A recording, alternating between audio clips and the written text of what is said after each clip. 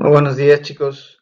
Hoy vamos a seguir hablando de nuestra materia en turno, que es bar y coctelería, y vamos a seguir hablando un poquito sobre la historia del cóctel, ¿no? Cómo surge esta palabra y los ingredientes básicos que debe tener un cóctel, fundamentalmente hablando, ¿no? La palabra cóctel es una palabra que surge del idioma inglés, ¿no? Precisamente a Estados Unidos se le atribuye en gran parte toda la cultura esta de la coctelería, ¿no? Fue donde surgió, fue de donde salieron los barmans, cantineros y bartenders más famosos del mundo y fue pues el país que dominó mucho tiempo la escena de la mixología en sí, ¿no? Precisamente porque pues ahí fueron, por así que las bases, los fundamentos donde inicia esta cultura, ¿no? La palabra cóctel no se tiene un registro concreto de cuándo y cómo surge. Se tienen muchas leyendas de cómo es que surge esta palabra cóctel, pero no es hasta 1806 que en una revista, sí, que se llama The Balance and Columbian Repository, eh, se hace la primera mención escrita de la palabra cóctel. En esta revista definen como un cóctel a precisamente la mezcla de algún tipo de espirituoso, ¿no? Con un poquito de agua y pues jengibre o ingredientes varios, ¿no? Lo que nosotros decíamos en la clase pasada de una mezcla de un espirituoso, de un dulce, un ácido y pues hielo, ¿no? Entonces, en esta revista es donde se hace la primera mención y donde se define como tal el cóctel, ¿no?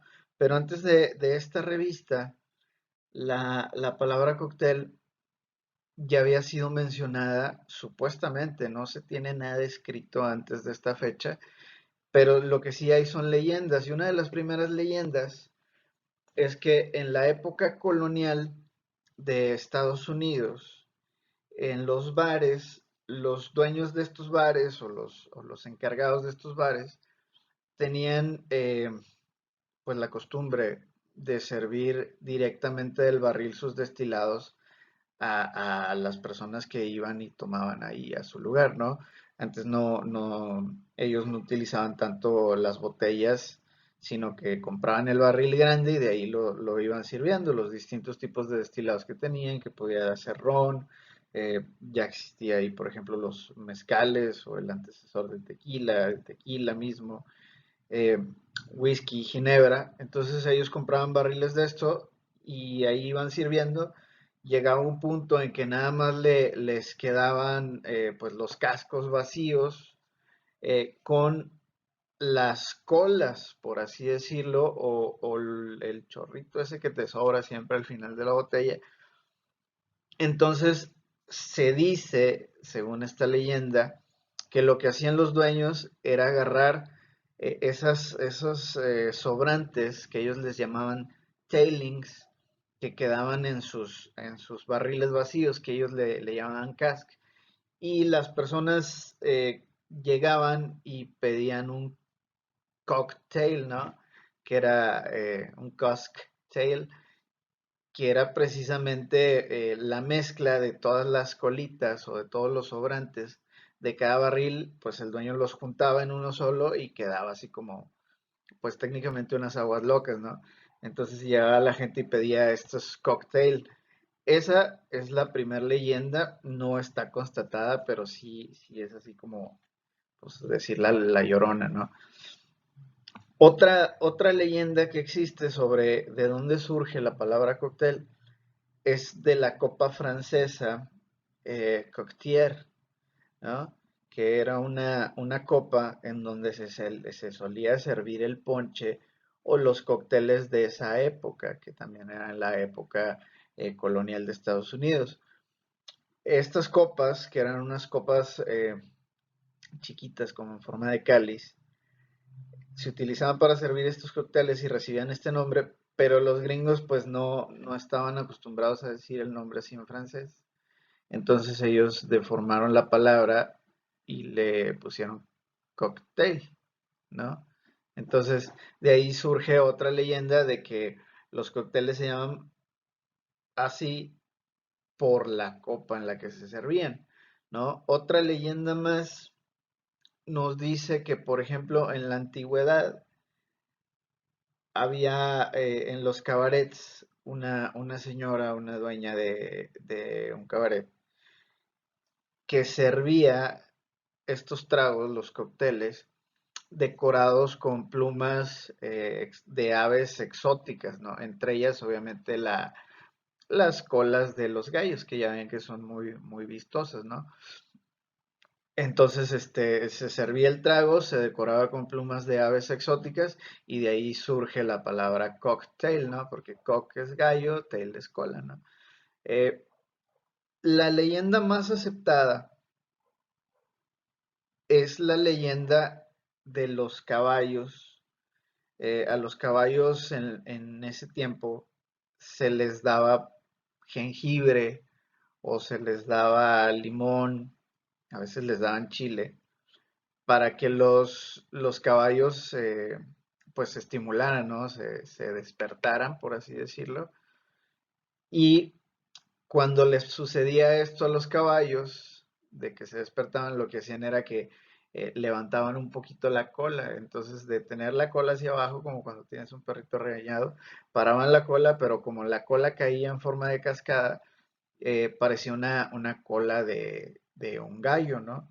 Entonces, decían que, por ejemplo, de ahí sale esta leyenda, porque para combinar o hacer un cóctel, muchas veces se les ponía ingredientes como el jengibre para darle sabor, ¿no? O incluso azúcar para que te despertaras y pues se hacía alusión a cómo los caballos levantaban la colita como si fuera una colita de gallo, ¿no? Como si fuera una cocktail. Estas son las leyendas, pero les decía, el origen real no se sabe. La primera vez que se publica en una revista la palabra cóctel es en 1806 en una revista estadounidense. Les digo, toda la cultura de la coctelería viene de Estados Unidos. Y pues estos son los orígenes, ¿no? Les digo, los más aceptados son la de la cola del caballo y eh, la de la revista. Un cóctel, nosotros sabemos que debe tener algunos ingredientes, pero los más comunes que debe tener, sí, es el hielo, ¿no? El espirituoso, un dulce y un ácido, esos son los ingredientes básicos. Uno de los más fundamentales es el hielo. Mucha gente piensa que el hielo es algo así super X, pero el hielo es un ingrediente fundamental y se debe considerar ingrediente. No solamente nos sirve a nosotros para enfriar el cóctel, sino que tiene otras funciones.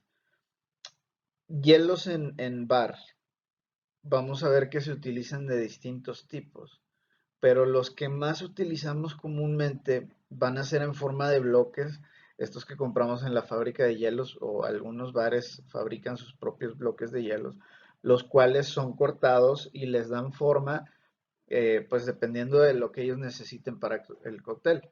Los cubos de hielo, que pues digo, eso sí los conocemos, muy parecidos a los que hacemos en casa. Hielo triturado como si pareciera hielo para Yuki y hielo en forma de nieve, ¿no? Cada uno tiene sus distintas funciones y aplicaciones dentro de la coctelería. Y algo que hay que entender es que no todo el hielo es igual. Los hielos que hacemos en casa, los hielos estos, son hielos que a veces nos salen como turbios, como blancos. Estos hielos no son los más ideales para utilizarse en bar y coctelería. ¿Por qué? Estos hielos que nosotros hacemos en casa muchas veces vienen así como blanquecinos. ¿Qué pasa con esos hielos blanquecinos? Tienen algunas impurezas, entre ellas aire o burbujas de aire, que hacen que, por así decirlo, estén huecos, ¿sí? Entonces se, se funden más rápido y al fundirse más rápido puede que nos diluyan de más el trago y hagan que quede aguado. Entonces, el hielo que hacemos en casa no es el ideal, pero sí se puede utilizar para hacer cócteles, ¿no? ¿Cuál es el hielo más ideal? El ideal es el hielo aquel que es totalmente cristalino, totalmente transparente, como el que vemos aquí en la imagen de atrás. Ese hielo es hielo sólido que se forma de una manera muy concreta. Se le llama congelación unidireccional y es cuando el frío viene de un solo ángulo, ¿no? Entonces se empieza a congelar una capa del agua primero y todo el agua que queda por debajo de ese hielo está descongelada, está muy helada, pero no está hecha hielo. Vamos a hacer hielo de este tipo ya en nuestra clase práctica, regresando a clases, entonces no se preocupen, ya en clase lo vamos a entender un poquito más. Pero este hielo es más macizo, es más frío y se funde menos rápido. De hecho, si ustedes han ido a la feria del libro, les ha tocado ver que por ahí hay un escultor que utiliza bloques de hielo para hacer precisamente distintas figuras o distintas esculturas de hielo. Él no podría hacer esto si tuviera hielo ese que es así como nuboso, ¿no? Entonces necesitamos un hielo muy concreto para hacer cócteles. Les digo, ¿se puede utilizar cualquier tipo de hielo? Sí, pero hay hielos que son más ideales que otros. El hielo, les decía, una de sus funciones es que enfría, claro, pero otra de sus funciones, y esa es más importante, yo creo, es que diluye. ¿Qué va a diluir? Diluye el trago en sí, que parte de esa agua de deshielo queda en el trago y diluye el alcohol o suaviza la sensación de ardor que provoca el alcohol que hay en nuestro destilado. Muchas veces tú te puedes tomar algún destilado, un tequilito, un whisky y a veces sientes así como que te quema, te raspa y es precisamente porque es el alcohol pues directo, ¿no? Y está a una temperatura más caliente y se siente un poquito más. Cuando tú le pones hielo a ese mismo alcohol, el alcohol se diluye primero que nada y se suaviza el impacto de ardor, de quemazón que tiene. Gracias, uno, a la temperatura que ahora es más fría y dos, a la dilución por medio del agua. Entonces, de tener alcohol de 90 grados solo, ahora tienes alcohol de 90 grados acompañado de agua y eso hace que sea más suave, ¿no? Aparte, cuando tú tienes un destilado, el agua de deshielo expande los sabores que tienen el destilado que hayas utilizado, ¿no? Muchas veces, sobre todo en la cata de whiskies, se le agrega un poquito de agua o de hielo, como el whisky en las rocas, precisamente para abrir, por así decir, los aromas y sabores que tiene ese whisky. Entonces, el agua de deshielo y el hielo mismo nos ayuda a hacer todas estas cosas, a lograr todos estos efectos en los cócteles. Es bien importante que la temperatura del cóctel sea menor a los 0 grados centígrados. Cuando ustedes hacen un cóctel, sobre todo en los cócteles agitados, ese hielo está enfriando su cóctel por debajo de los 0 grados centígrados. Entonces es un cóctel muy helado, ¿sí? Que gracias al alcohol pues no se congela. Otro ingrediente pues básico, y yo creo aquí más bien vamos a decir ingredientes, son los espirituosos. En la clase pasada decíamos que un cóctel debía de estar hecho con aqua vitae. Aqua vitae quiere decir agua de la vida y era como en la antigüedad se le llamaba a los espirituosos. ¿Cuáles son los espirituosos? Pues los principales que vamos a ver, dependiendo de la cultura en donde estemos, va a ser vodka, ginebra, whisky, ron, tequila, brandy, y los licores, como por ejemplo el licor de café, el licor de cacao, el licor de, no sé, naranja, el licor de lima, y distintos tipos de licores que se pueden hacer ya sea industrial o caseramente, ¿sí? Los 7 principales son estos. Obviamente se les puede sumar más, como por ejemplo el mezcal, la cachaza, ¿sí? Distintos tipos de destilados que van a variar dependiendo de la región en donde nosotros estemos. Por ejemplo, acá podríamos agregar a lo mejor algo regional que sería el sotol, ¿no? Pero los principales son estos 7. Y con estos 7 se pueden elaborar muchísimos cócteles. De hecho, con uno solo ustedes podrían hacer una infinidad de cócteles mezclando aparte de sus ingredientes principales distintas combinaciones de ingredientes adjuntos. ¿Sí? Pero eso ya lo veremos en nuestra siguiente clase. Cuando ustedes van a comprar una botella, se tienen que fijar en varios aspectos. Uno de los principales es el precio, obviamente. Nos vamos a fijar cuánto cuesta esa botella. La mayoría de las veces, no siempre, precio casi que es igual a calidad. Entonces, entre más caro o más costoso sea, mejor calidad tiene. No siempre, ojo, y para eso hay que saber bastante y probar distintos tipos de destilados. Por ejemplo, en el tequila hay tequilas muy buenos, sí, o que han ganado premios a la excelencia del tequila, como los premios Diosa Mayagüel, que son más baratos que, por ejemplo, un Don Julio o un tradicional o un patrón. De hecho, esos tequilas son tequilas caros, pero que no necesariamente significan mejor o peor calidad. Les digo, a veces vamos a encontrar tequilas a muy buen precio o precio accesible con una calidad superior, ¿sí? Cuando nos enfoquemos en calidades, pues vamos a decir en respecto al precio que hay asequibles, ¿no? O que pues, no son baratos, baratos, pero sí son de rangos medios, superior y ultra superior, que son las 3 calidades que vamos a ver. En cuanto a bar y coctelería, no nos vamos a enfocar en los espirituosos que son superiores o ultra superiores. ¿Por qué? Pues porque no tiene caso que agarres un whisky single malt de, no sé, 7,000 pesos para hacerte un coctelito, ¿no? Un old fashion, en donde vas a enmascarar un poquito las características que tiene ese whisky super premium. Entonces, ¿a qué bandos nos debemos de ir cuando vamos a hacer bar y coctelería? No nos debemos de ir a lo más barato, porque muchas veces lo más barato ni siquiera sabe a lo que debería de saber ese destilado. Entonces, vamos a tratar de apegarnos a los bandos medios, ¿sí? Otra cosa que debemos de checar cuando vamos a elegir un destilado es la etiqueta y el contenido alcohólico, muy parecido a lo que veíamos en enología.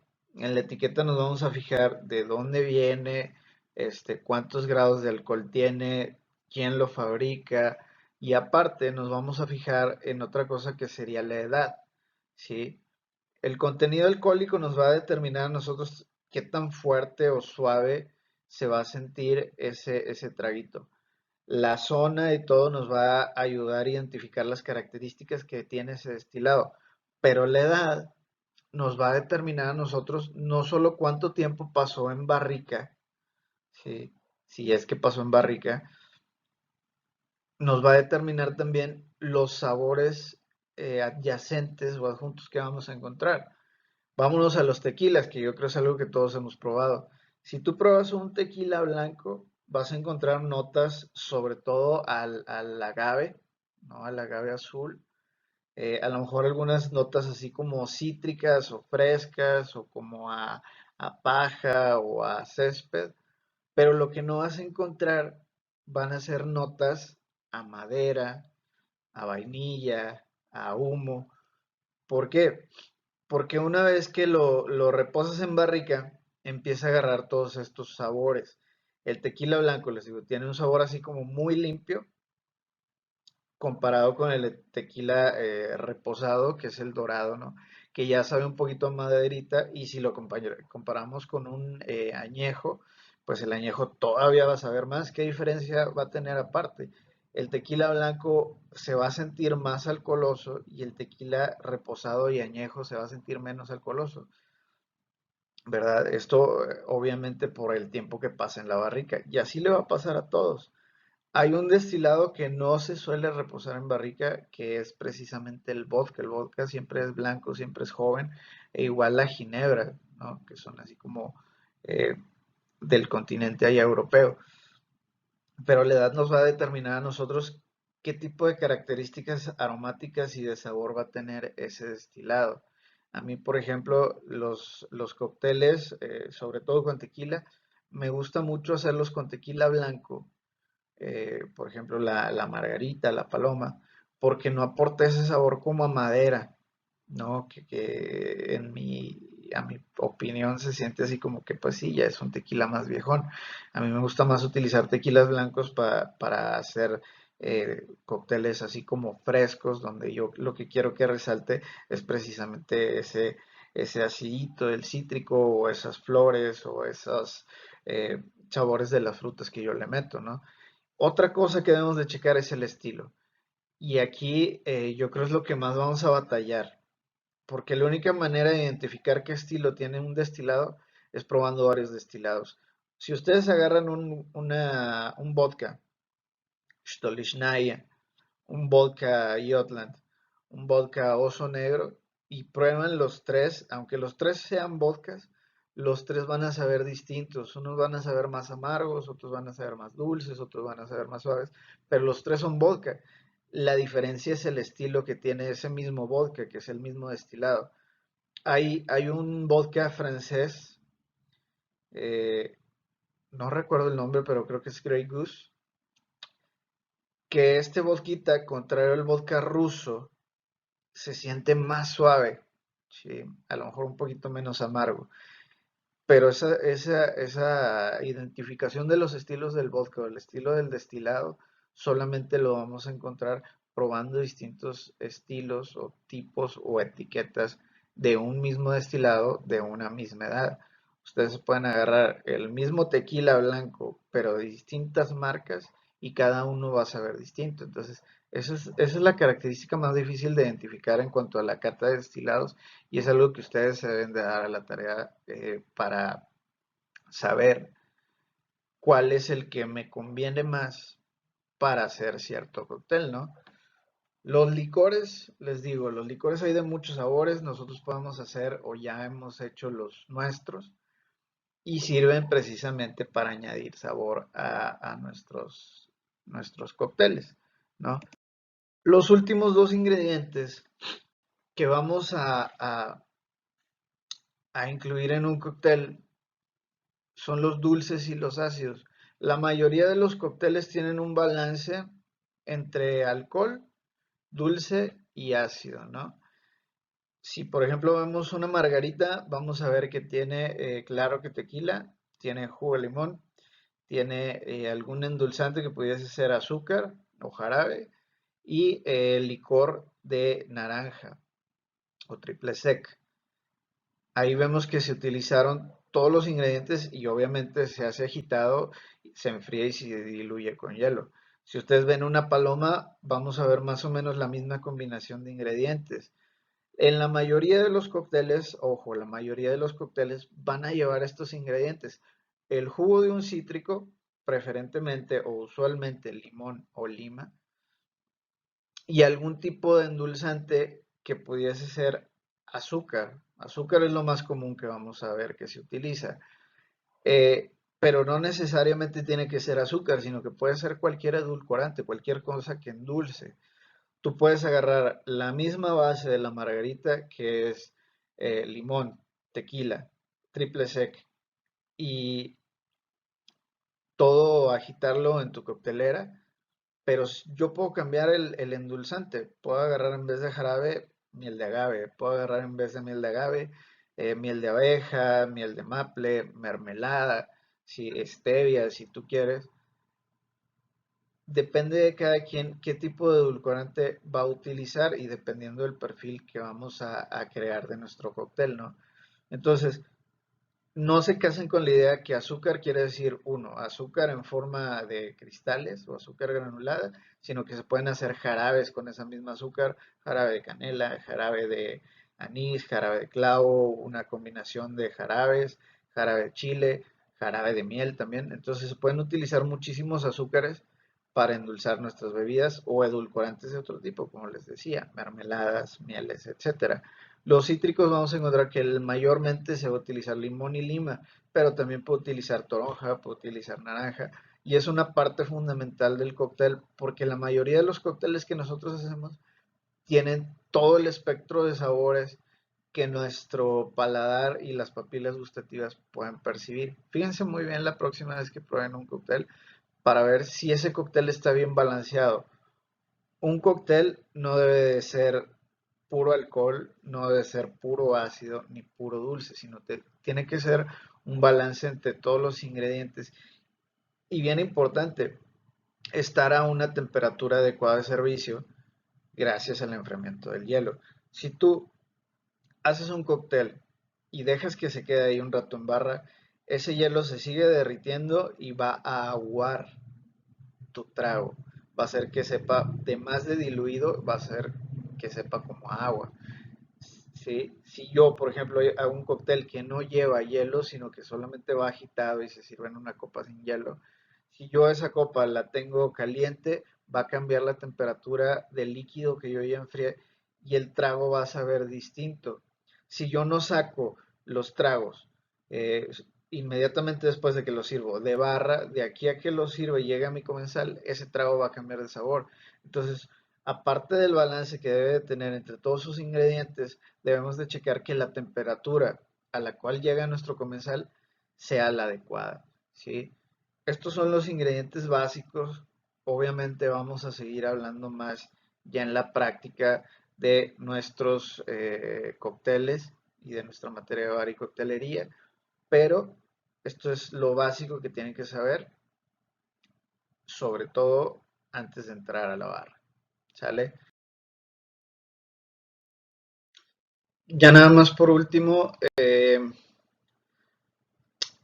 quiero que nada más que vean este video, me echen un grito por WhatsApp y me digan si tienen algún destilado ahí en su casa, si tienen tequila, whisky, ron, vodka o alguno de los 7 destilados que les mencionaba en minutos anteriores, porque vamos a tener una tareita práctica nada más para empezar ahí a trabajar un poquito en precisamente esto de la elaboración de los cócteles, ¿no? No vamos a empezar a hacer cócteles eh, ya como tal, sino que quiero que empiecen a trabajar un poquito en las características del destilado, cómo cambia, si le muevo un poquito la receta básica, etcétera.